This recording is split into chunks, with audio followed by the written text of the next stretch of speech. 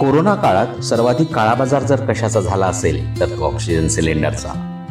Oxygen cylinder, ऑक्सिजनची सुविधा असणारं बेड मिळवण्यासाठी लोकांच्या अक्षरशः नाकी नऊ आलं होतं. ज्यांना नशिबानं ऑक्सिजन सिलेंडर मिळालं त्यांना ते जास्त पैसे देऊन मिळवावं लागलं, तर ज्यांना मिळालं नाही त्यांना दुर्दैवानं आपला जीव गमवावा लागला. माझं नाक एका मिनिटासाठी सुद्धा मी बंद करून जगू शकत नाही, कारण प्रत्येक मिनिटाला श्वास हा घ्यावाच लागतो. जी गोष्ट आमच्यासाठी एवढी महत्त्वाची तो प्राणवायू अर्थात ऑक्सिजन मिळतो तरी कसा?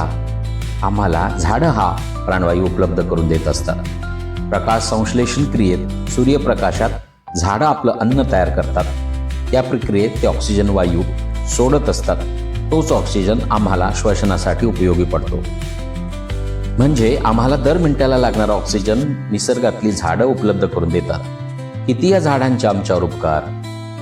दर दिवशी एका प्रौढ व्यक्तीला 3 ऑक्सिजन सिलेंडर श्वसनासाठी लागतात. एका ऑक्सिजन सिलेंडरची किंमत बाजारात सध्या 700 रुपये आहे. म्हणजे एका व्यक्तीला दर दिवशी 2100 रुपयाचा ऑक्सिजन लागतो.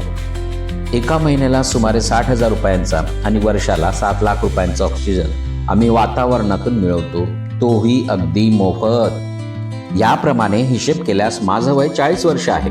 म्हणजे मी आतापर्यंत 2,80,00,000 रुपयांचा ऑक्सिजन वापरला आहे. एवढा ऑक्सिजन मला विकत घ्यायचं काम पडलं तर मला दवाखान्याला 2,80,00,000 बिल द्यावं लागलं असतं, हो की नाही? मात्र निसर्गानं मला कधी 1 रुपयाचंही बिल पाठवलं नाही. तुमच्यापैकी कोणाला असं बिल आलेलं नसावं, नाही ना? तुम्हालाही तुम्ही वापरलेल्या ऑक्सिजनचा हिशोब करायचा असल्यास तुमच्या वयाला 7ने गुणा.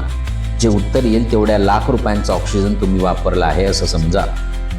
एका व्यक्तीचं 70 वर्ष सरासरी वय धरल्यास तो व्यक्ती आपल्या आयुष्यभरात सुमारे 5 कोटी रुपयांचा ऑक्सिजन वापरतो. अरे बापरे!